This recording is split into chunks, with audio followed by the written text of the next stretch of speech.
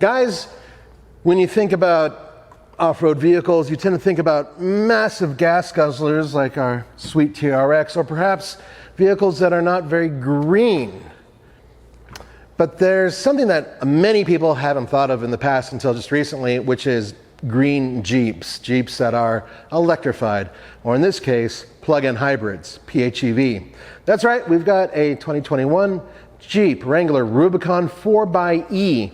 And today, Case and I are going to take this baby out and we're going to see how far we can go on an electric charge. You can drive this vehicle using electricity. If you look up there, you can see that it's fully charged. That's what all those bars mean.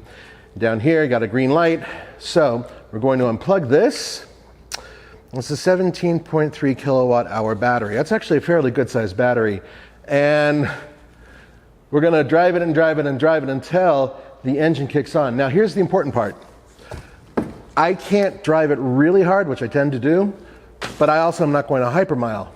You basically have to be a little gentle with the accelerator. That way, you don't force the engine to come on. The gas engine will come on. It's a 2-liter turbo if you're pushing it and it needs that extra power.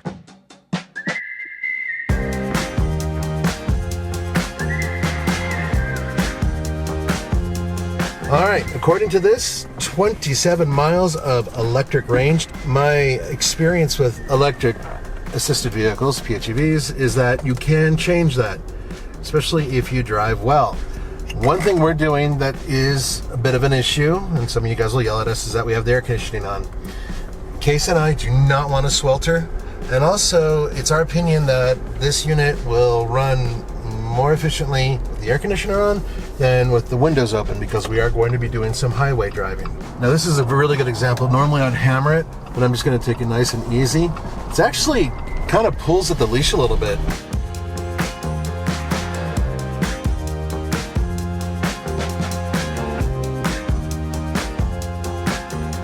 This vehicle, independently with the 2-liter engine, is already pretty powerful, but when you combine everything together, it is one of the most powerful Jeeps in terms of torque that's out there. This vehicle puts out 375 horsepower, and that's combined 470 pound-feet of torque. It's a beast when you talk about power. You can get, according to the EPA, 49 mpge.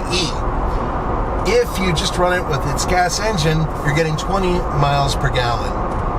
Bear in mind, one of the reasons why you're getting only 20 miles per gallon when you're using that 4-cylinder 2-liter engine is because you're trucking around a lot of weight. It has a very heavy battery, and remember, it also has all the electronics and other components that go into making this thing into a partially electric vehicle or PHEV, plug-in hybrid, blah, blah, blah.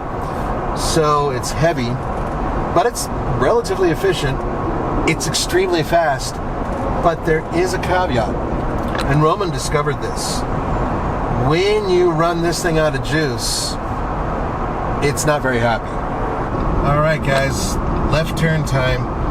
Now what I'm trying to do, and I'm not hypermiling as I said before, but I am trying to be somewhat conservative, is I'm going long distance with braking nice and smooth, trying to have some of the power regenerated, because it does have regenerative braking, to go back into the system. Now here's something interesting. We've gone 10.9 miles, and according to this, we still have 18 miles left on the battery. So if that keeps going, we're actually going to get more distance, or a longer distance than it initially said.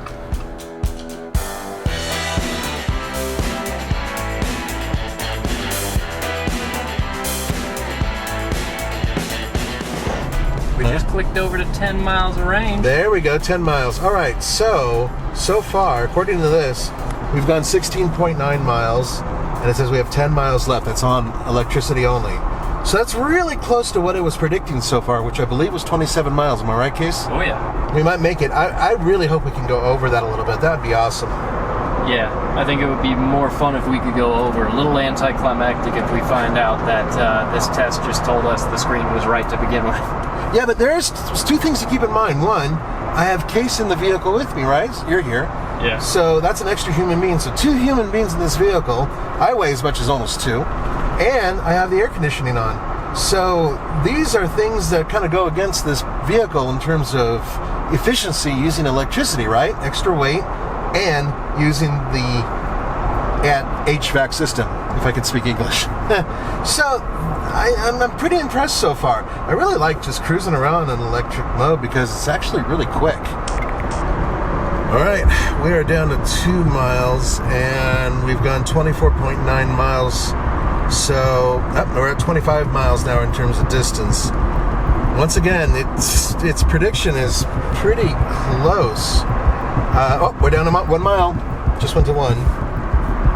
Now what we're going to do is when we hit 0 and the gas engine kicks on, we're immediately going to pull over, recalculate our distance, and kind of close this thing out. There it goes. Oh, there we go. Okay. So it says electric mode temporarily unavailable, and it went at 26.6 miles. So when we were at the office case, I believe it was like exactly 27 miles. That's really close. I'm legitimately impressed because it's really rare that you'll find any vehicle that is able to match the prediction of its range. In this case, we were able to show, literally, that the predicted range is exactly what we did. So let's pull over and let's close this thing out, and then we're going to go back home.